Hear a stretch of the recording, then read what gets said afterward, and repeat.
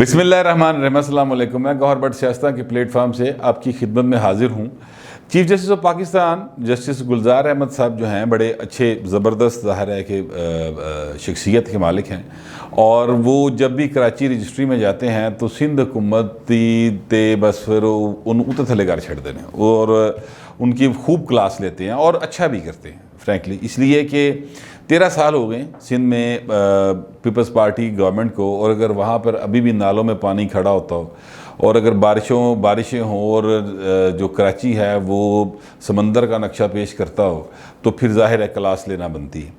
Chief justice साहब ने आज बड़ा ज़बरदस्त किस्म की जो वहाँ पे हालात थे उन पर तनकीद भी की और क्लास भी ली सारी सिंध हुकूमत की।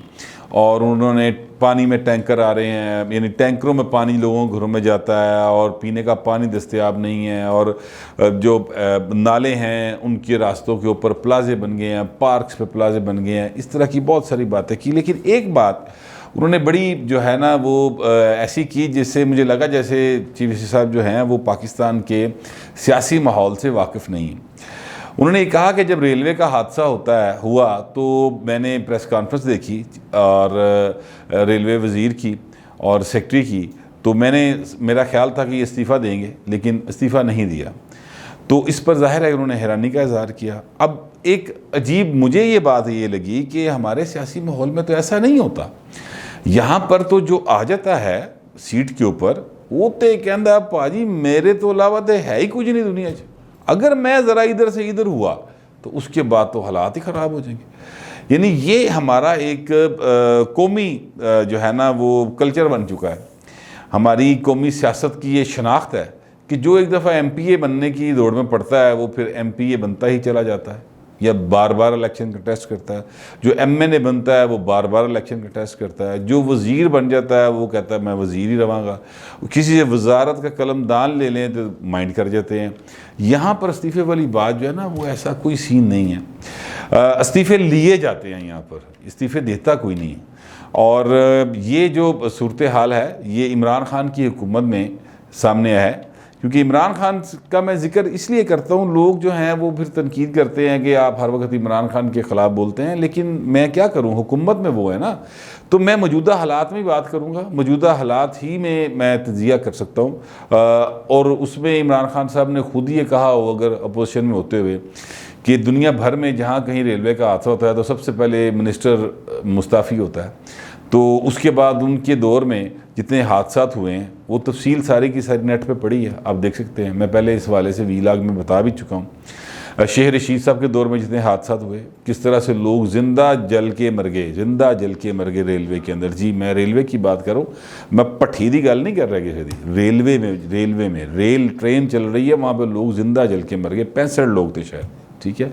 अच्छा, इस तरह के बहुत सारे वाक़यात हुए, लेकिन हराम है जो शेख रशीद ने इस्तीफ़ा दिता हुए या इमरान खान ने मंगिया हुए। अब ये जो साहब हैं जो अब इस वक्त वज़ीर हैं, ये पहले JUI में हुआ करते थे। इनका जो है वो अमेरिका में भी इनके वारंट निकले हुए हैं। बहरहाल वहाँ का मफरूर यहाँ का लीडर बना हुआ है। बहरहाल बड़ी बात है जी, क्या कहा जा सकता है।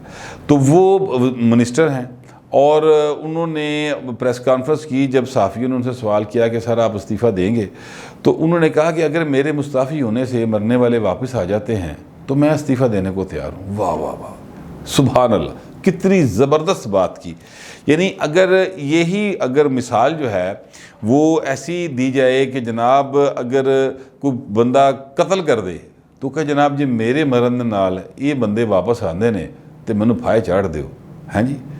ओ भाईजान आप जो है ना बाकायदा तौर पर ज़िम्मेदार हैं, आपकी हुकूमत ज़िम्मेदार है।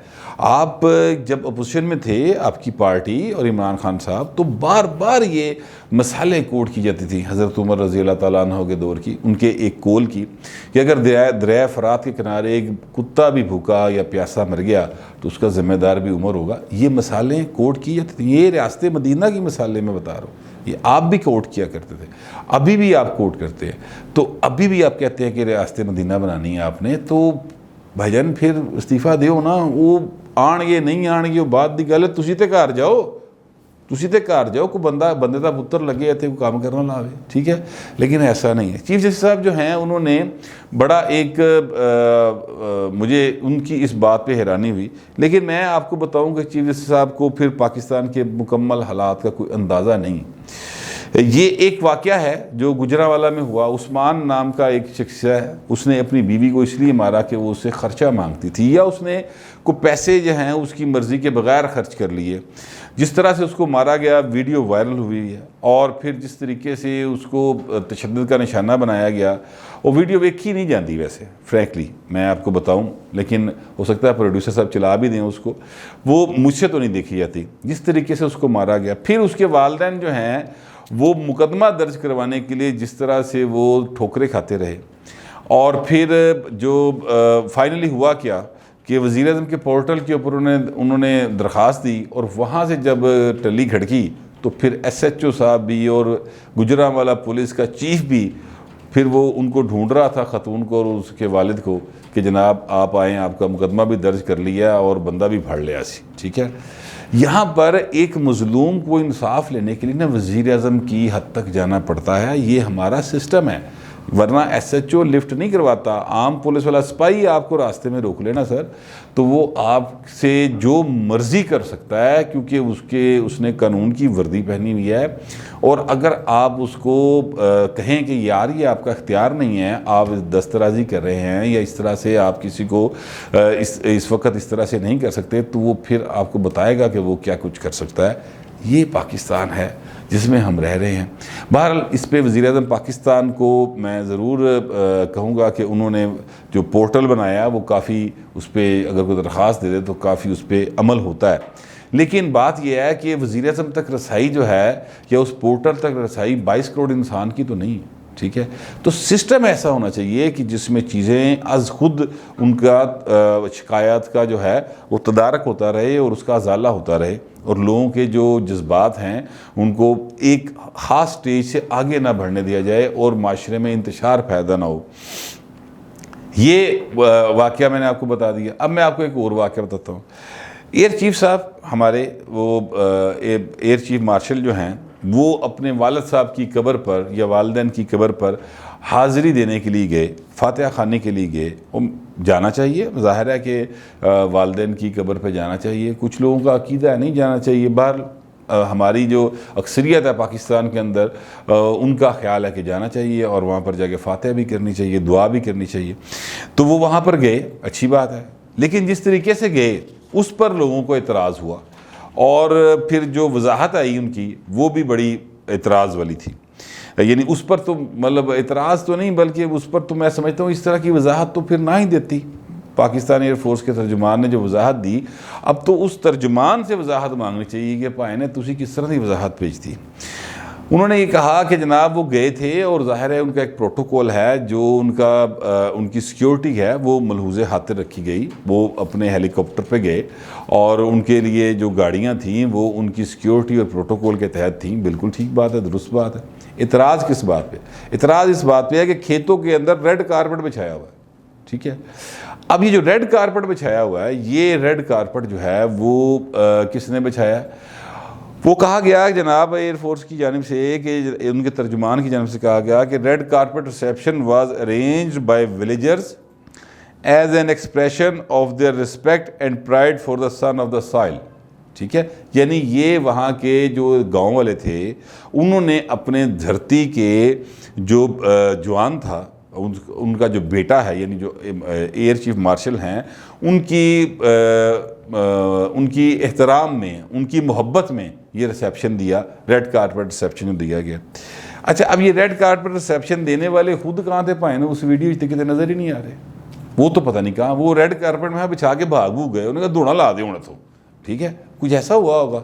वरना देखे ना, जो शख्स आपको रेड कारपेट रिसेप्शन दे रहा है वो फुल्लां दे हार लैके भी खलोता होता है। वो आते हैं, वो आके जनाब आपके गले में हार डालते हैं। जिसने ये पैसे खर्च किए हैं, जो ये सारा इंतज़ाम कर रहा है, वो ये चाहता है कि जनाब उसको पता चले कि ये भाई गामे ने सारा एहतमाम किया, ये हाजी रसूल बख्श ने किया, या गौहर भट्ट ने किया, या किसी ने किया। जिसने किया वो चाहता है पता चले।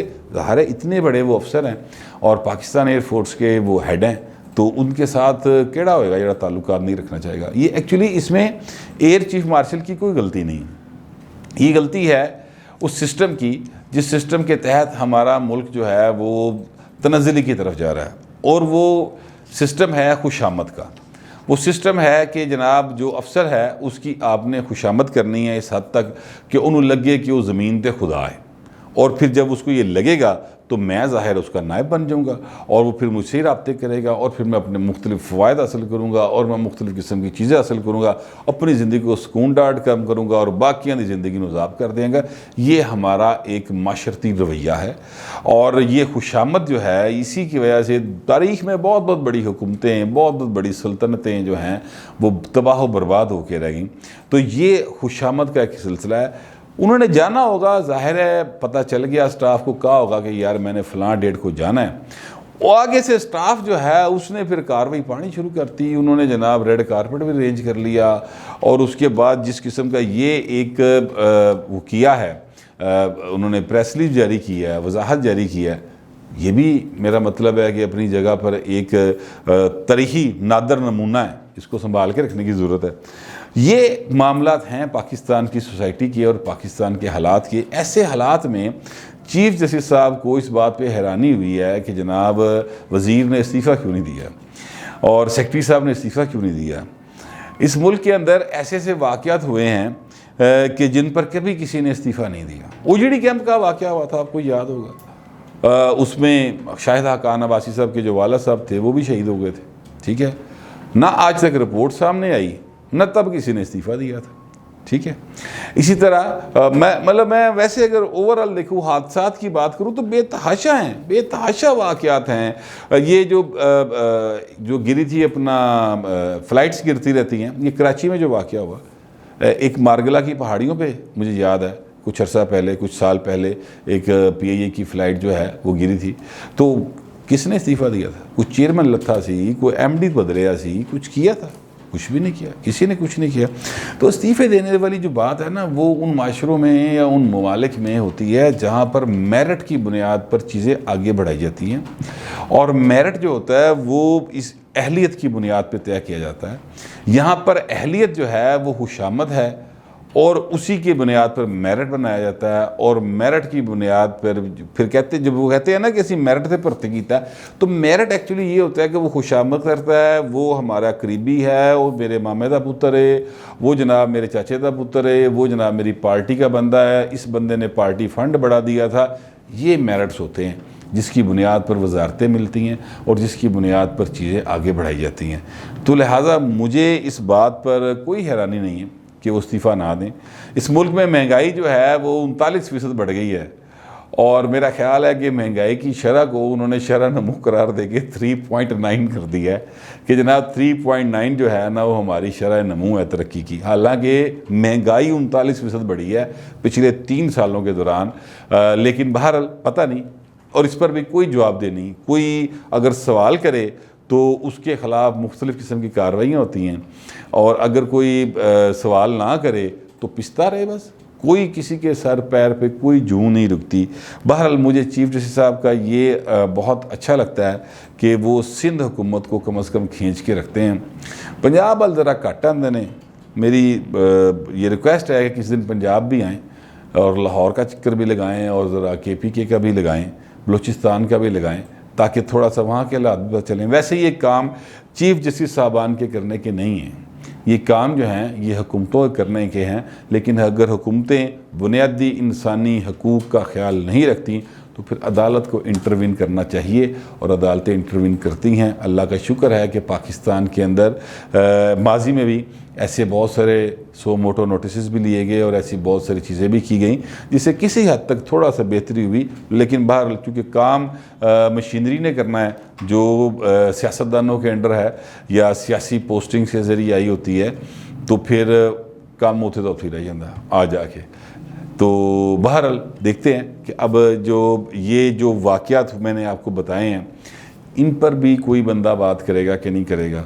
और उस खातून को मुकदमा दर्ज होना सिर्फ इंसाफ नहीं होता, उस मुकदमे को हतमी अंजाम तक पहुंचाना इंसाफ होता है। वो कितनी जल्द मिलेगा और उसमें ख़तून के साथ कौन, सोसाइटी खड़ी होगी या कानून खड़ा होगा या उसको वकील रियासत प्रोवाइड करेगी, ये सारी चीज़ें अगर होंगी तो फिर जाके इंसाफ जो है उसका बोलबाला होगा। लेकिन बहरहाल मिनिस्टर साहब तो इस्तीफ़ा नहीं दे रहे और कोई मिनिस्टर भी इस्तीफ़ा देने को तैयार नहीं, कोई किसी किस्म का मिनिस्टर इस्तीफ़ा देने को तैयार नहीं। तो चीफ जस्टिस साहब से रिक्वेस्ट है कि वो इस पर हैरान ना हो, बल्कि नोटिस लें कि तुसी इस्तीफ़ा देता क्यों नहीं।